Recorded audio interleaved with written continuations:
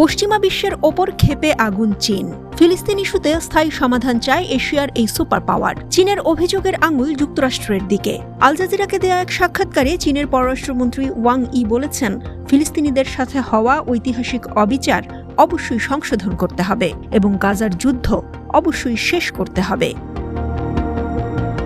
চীনের পররাষ্ট্রমন্ত্রী গাজা পরিস্থিতির ওপর গুরুত্ব দিয়ে বলেছেন, এটি আধুনিক সভ্যতার রেড লাইন অতিক্রম করেছে এবং বিশ্ব সম্প্রদায়ের কাছে জরুরি পদক্ষেপের দাবি জানাচ্ছে।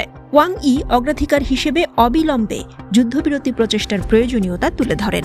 তিনি শত্রুতা বন্ধ করতে এবং মানবিক সাহায্যের প্রবেশাধিকার নিশ্চিত করতে আন্তর্জাতিক অংশীদারদের সাথে সহযোগিতা করার জন্য চীনের প্রতিশ্রুতি দেন। আরও উত্তেজনা এড়াতে ফিলিস্তিনিদের বিরুদ্ধে যে কোনো ধরনের জোরপূর্বক বাস্তুচ্যুতি বা শাস্তিমূলক ব্যবস্থা প্রত্যাখ্যান করার গুরুত্বের ওপরও জোর দেন তিনি।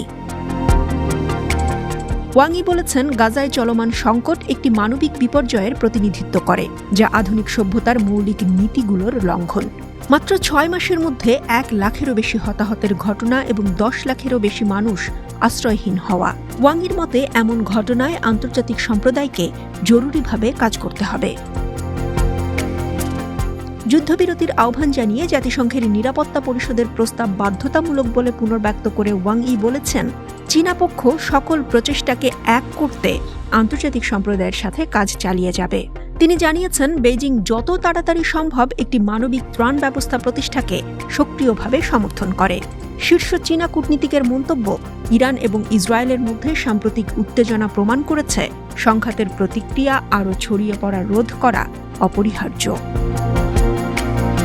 চীন বিশ্বাস করে লোহিত সাগরে উত্তেজনা বৃদ্ধির মূল কারণ গাজা যুদ্ধেই রয়েছে। এই প্রসঙ্গে ওয়াং ই বলেছেন, যুদ্ধবিরতি এবং গাজায় যত তাড়াতাড়ি সম্ভব যুদ্ধ প্রতিরোধ করা প্রয়োজন, যাতে সংঘাতের প্রতিক্রিয়ার বিস্তারকে সীমিত করা যায়।